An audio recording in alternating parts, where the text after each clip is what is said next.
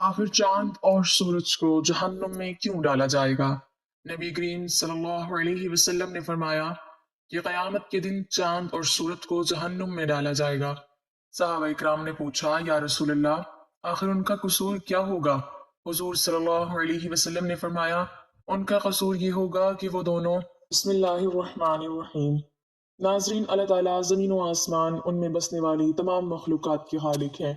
जिस तरह जिन और इंस को अपनी इबादत के लिए पैदा किया, उसी तरह बाकी मखलूक़ात को भी किसी न किसी मकसद के लिए पैदा किया। हर मखलूक अल्लाह की तस्बीह बयान करती है। इन मखलूक़ात में सूरज, चांद और सितारे भी शामिल हैं।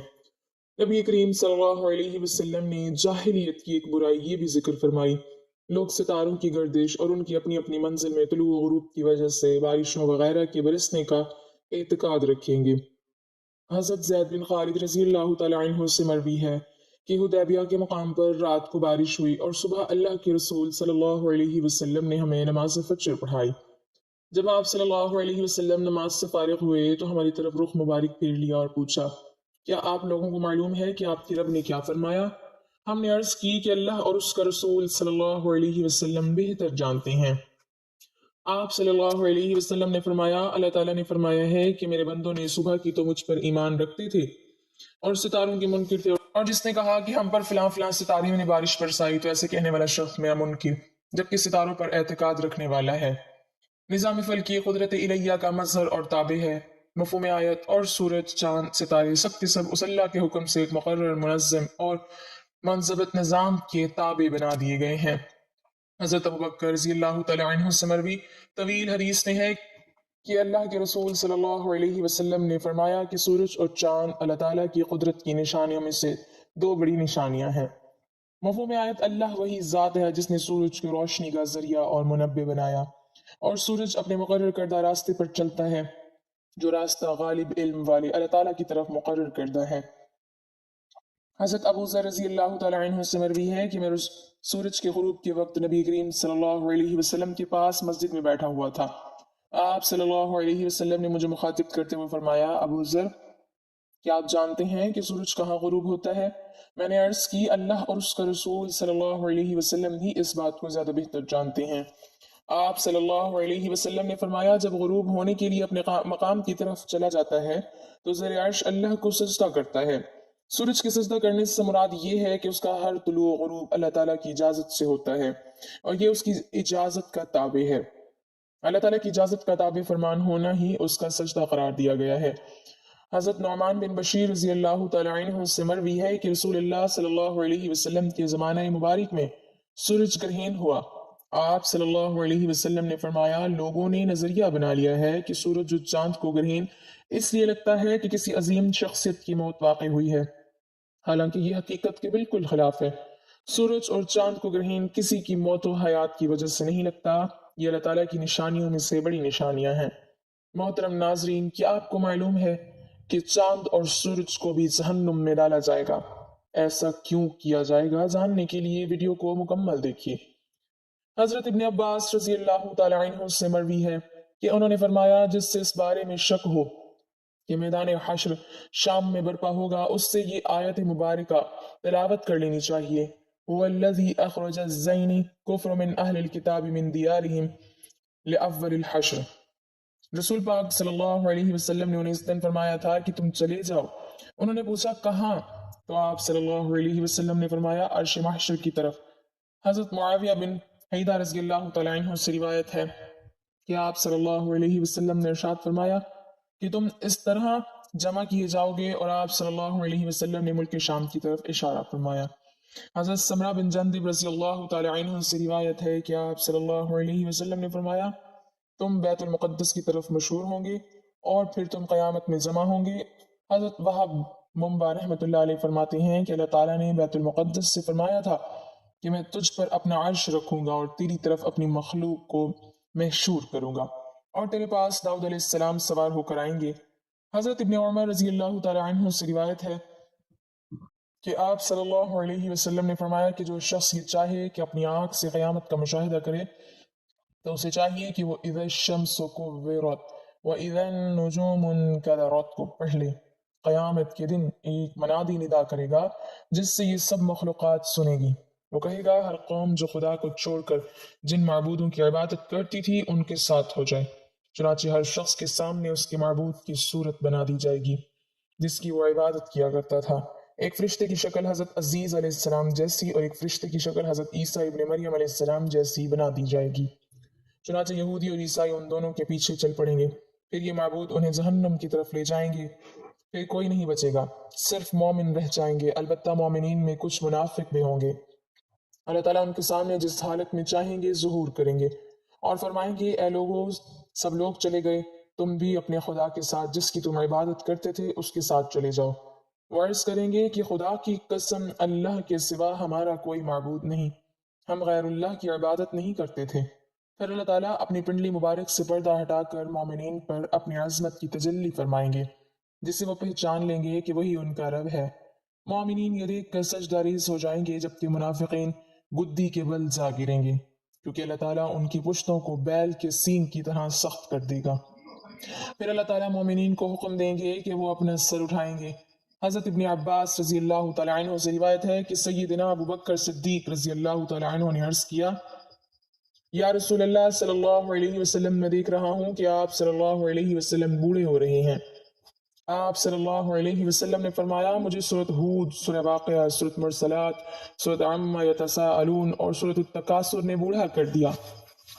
حضرت ابو مریم رضی اللہ تعالیٰ عنہ سے روایت ہے کہ آپ صلی اللہ علیہ وسلم اذا الشمس کورت کا مطلب یہ بیان کیا کہ سورج کو بے نور کر کے دوزخ میں ڈال دیا جائے گا، اور وَإِذَا النُّجُومُ انْكَدَرَتْ کا مطلب یہ بیان کیا کہ ستاروں کو توڑ کر جہنم میں ڈال دیا جائے گا، اور ہر اس معبود کو جس کی خدا کے سوا پرستش کی گئی دوزخ میں ڈالا جائے گا سوائے حضرت عیسیٰ علیہ السلام اور ان کی والدہ کے۔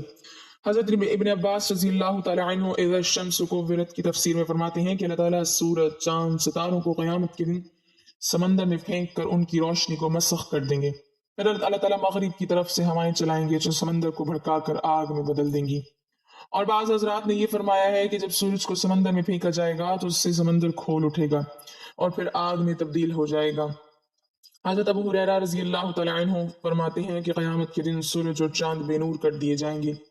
حضرت ابی ابن کعب رضی اللہ تعالیٰ عنہ فرماتے ہیں کہ قیامت سے پہلے 6 نشانیاں ظاہر ہوں گی۔ لوگ بازاروں میں چل پھر رہے ہوں گے کہ سورج کی روشنی بجھ جائے گی، ابھی وہ اسی حالت میں ہوں گے کہ پہاڑ زمین پر گر پڑیں گے اور زمین لرزنے لگے گی جس سے جنات گھبرا کر انسانوں کی طرف اور انسان گھبرا کر جنات کی طرف بھاگیں گے۔ جانور، پرندے اور درندے آپس میں خلط ملط ہو جائیں گے۔ ارشاد خداوندی ہے جب جنگل کے جانوروں میں رول پڑ جائے یعنی ایک دوسرے میں مل جائیں گے، اور جب بیاتی اونٹنیاں چھٹتی پھریں اور جب دریات جھونکے جائیں، اس وقت جنات انسانوں سے کہیں گے ہم تمہیں کہتے ہیں کہ سمندر کی طرف چلو۔ جب وہاں پہنچیں گے تو آگ ہی آگ نظر آئے گی جس سے شعلے اٹھ رہے ہوں گے۔ لوگ اسی حالت میں ہوں گے کہ اچانک زمین پھٹ کر ساتوں تہ سے جا لگے گی اور آسمان پھٹ کر ساتویں آسمان سے جا ملے گا، تب ان پر ایک ایسی ہوا چلے گی جو انہیں موت کی آغوش میں سلا دے گی۔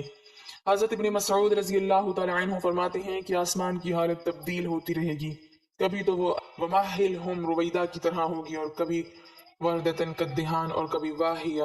آسمان پھٹتا رہے گا اور اس کے احوال تبدیل ہوتے رہیں گے۔ حضرت محمد بن کعب رحمۃ اللہ علیہ کی روایت سے امام قرطبی رحمۃ اللہ علیہ فرماتے ہیں قیامت کے دن لوگوں کو اندھیرے میں اٹھایا جائے گا اور آسمان کو لپیٹا جا چکا ہوگا، ستارے جھڑ جائیں گے، سورج اور چاند ختم ہو جائیں گے اور ایک منادی آواز دے گا۔ لوگ اس دن اس کی آواز کے پیچھے دوڑیں گے۔ ارشاد باری تعالیٰ ہے اس دن پیچھے دوڑیں گے پکارنے والے کے، ٹیڑھی نہیں جس کی بات آپ صلی اللہ علیہ وسلم نے فرمایا جب میں جنت میں داخل ہوں گا اور اپنے رب ذوالجلال کو دیکھوں گا تو اس کے سامنے سجدہ ریز ہو جاؤں گا۔ اللہ تعالیٰ مجھے اپنی تعریف اور بزرگی بیان کرنے کی ایسی اجازت دیں گے جو اپنی مخلوق میں سے کسی کو نہیں دی ہوگی۔ پھر اللہ تعالیٰ فرمائیں گے یا محمد اپنا سر اٹھائیں، شفاعت کریں، آپ کی شفاعت قبول ہوگی، آپ سوال کریں آپ کو عطا کیا جائے گا۔ جب میں اپنا سر اٹھاؤں گا تو اللہ تعالیٰ استفسار فرمائیں گے کہ آپ کیا چاہتے ہیں، حالانکہ اللہ تعالیٰ خوب جانتے ہیں۔ میں عرض کروں گا یا اللہ آپ نے مجھ سے شفاعت کا وعدہ فرمایا تھا، بس آپ جنتیوں کے حق میں میری شفاعت قبول فرمائیں تاکہ وہ جنت میں داخل ہو سکیں۔ اللہ تعالیٰ فرمائیں گے میں نے ان کے حق میں آپ کی شفاعت قبول کی اور ان کو جنت میں داخل ہونے کی اجازت دی۔ اس ذات کی قسم جس نے مجھے حق کے ساتھ بھیجا ہے، تم دنیا میں اپنی بیویوں اور گھروں کو اس سے زیادہ نہیں پہچانتے جس طرح جنت والے اپنی بیویوں اور گھروں کو پہچانتے ہیں۔ بس ہر آدمی 72 حوروں سے ہم بستری کرے گا جنہیں اللہ تعالیٰ اس جنتی کے لیے پیدا فرمائیں گے، اور اولاد آدم علیہ السلام میں سے 2 عورتوں سے بھی ہم بستری کرے گا جنہیں عبادت خداوندی کی وجہ سے جنت کی عورتوں پر فضیلت حاصل ہوگی۔ ان میں سے پہلی یاقوت کے کمرے میں سونے کے تخت پر ہم بستری کرے گا جو موتیوں سے گھرا ہوگا۔ اس عورت نے ریشم کے 70 جوڑے پہنے ہوں گے۔ اگر جنتی اپنا ہاتھ اس کے دونوں کندھوں کے درمیان رکھ کر اپنے ہاتھ کی طرف دیکھے گا تو اسے اپنا ہاتھ اس کے سینے میں سے اس کے کپڑوں، گوشت اور جلد کے پیچھے سے بھی دکھائی دے گا۔ نیز جنتی اس کی پنڈلی کے گودے کو بھی دیکھ سکے گا جس طرح تم میں سے کوئی یاقوت کی نلکی میں دھاگے کو دیکھ سکتا ہے۔ اس کی بیوی کا جگر اس کے لیے آئینہ ہوگا اور اس کا جگر بیوی کے لیے آئینہ ہوگا۔ جب وہ اپنی بیوی کے پاس ہوگا نہ وہ اس سے اکتائے گا اور نہ اس کی بیوی اس سے اکتائے گی۔ یہ جب بھی اس کے پاس آئے گا اسے کنواری پائے گا۔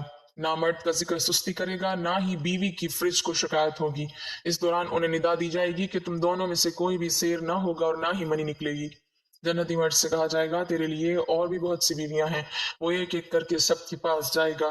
جس بھی بیوی کے پاس جائے گا وہ کہے گی واللہ میں نے جنت میں کوئی تجھ سا حسین نہ دیکھا اور نہ تجھ سے زیادہ کسی کو محبوب پایا۔ اور جہنم کے مستحق جہنم میں جائیں گے۔ عبدالعزیز بن مختار بن عبداللہ دناج کہتے ہیں کہ میں خالد بن عبداللہ بن خالد بن اسید کے عہد میں مسجد میں ابو سلمہ بن عبد الرحمن کے ساتھ بیٹھا تھا۔ حسن بھی آ کر بیٹھ گئے۔ ہم گفتگو کر رہے تھے۔ دوران گفتگو ابو سلمہ نے کہا ہمیں سیدنا ابو ہریرہ رضی اللہ تعالیٰ عنہ نے بیان کیا کہ نبی کریم صلی اللہ علیہ وسلم نے فرمایا قیامت والے دن سورج اور چاند دونوں دوزخ میں لپٹے ہوئے ہوں گے اور ان کا رنگ سرخ ہوگا۔ حسن نے کہا ان کا کیا گناہ ہے؟ سیدنا ابو ہریرہ رضی اللہ تعالیٰ عنہ نے کہا میں تجھے رسول اللہ صلی اللہ علیہ وسلم کی حدیث بیان کر رہا ہوں۔ یہ سن کر حسن خاموش ہو گیا۔ انہیں دوزخ میں ڈالنا بطور سزا نہیں ہے بلکہ سورج اور چاند کی پرستش کرنے والوں کی مذمت اور ان کو رسوا کرنے کے لیے انہیں دوزخ میں ڈالا جائے گا کہ دیکھو جس کو تم خدا سمجھتے تھے اور جن کی پرستش کرتے تھے تم کو عذاب سے بچانا تو درکار، آج وہ خود دوزخ میں پڑے ہیں اور خود کو دوزخ سے نہیں نکال سکتے۔